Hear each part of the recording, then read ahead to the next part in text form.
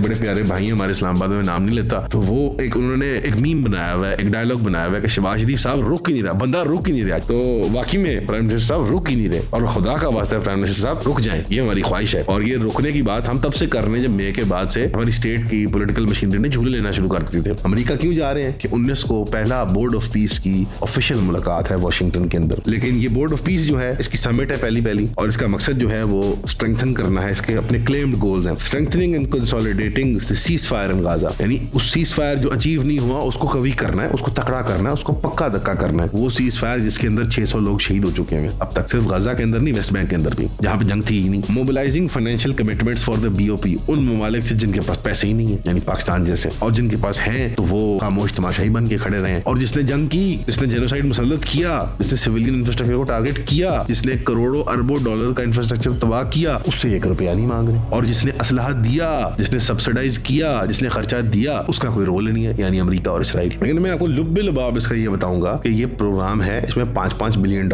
मांगे गए हैं तमाम ममालिक से जो मेंबरशिप ममालिक हैं, और इत्तेफाक ये कि तमाम रुकन जो है वो मुसलमान मुल्क हैं, और इसमें रुकनियत वेस्टर्न यूरोप ने कुल्ली तौर पर रिजेक्ट कर दी, क्योंकि उनके पास EU की बैकिंग है, लेकिन वो अपने असली एहसास और पहचान को रखते हुए एक रीजनल डिपेंडेंस क्रिएट कर लेते हैं कि हमें जिंदा रहने के लिए किसी और की बाहर जरूरत नहीं होगी। मुसलमानों ने ऐसा कुछ नहीं अचीव किया, माशा पाशा होके हम अलग अलग टुकड़ों में हैं, और अब हम जैसे एक दूसरे के साथ बॉर्डरों पर लड़ाइयां भी करते हैं, पाकिस्तान कभी ईरान को आंखें दिखाता है, ईरान पाकिस्तान को, पाकिस्तान अफगानिस्तान को, अफगानिस्तान पाकिस्तान को, एंड सो ऑन। इसी तरह अब क्योंकि हमारे पास कोई चारा नहीं है, और OIC के दांत तो तोड़ दिए गए थे तभी जबकि जिया साहब को शहीद किया गया, फैसल को शहीद किया गया, महातीर के खिलाफ कू करवाया गया, लिबिया में कू करवाया गया, करते करते 15-20 साल के प्रोसेस में, 30 साल के प्रोसेस में तमाम OIC वाले लोगों को दांत तोड़ दिए गए, सदाम को शहीद कर दिया, सबको मार दिया उन्होंने, didn't let anyone live or at least remain in power। ये सब होने के बाद जब हमारी कोई इंटरनेशनल कोऑपरेशन आपस में नहीं है, और हमारी फॉरेन पॉलिसियां जैसे डेस्परेशन की हैं, एड हॉकिज्म की हैं कि बस कहीं से टाइम टपा लिया जाए, तो मेरी जाती आज जानना राय है कि यहाँ पे भी हम टाइम टपाने जा रहे हैं, क्योंकि ना $5 बिलियन होगा, ना राजा नाचेगी।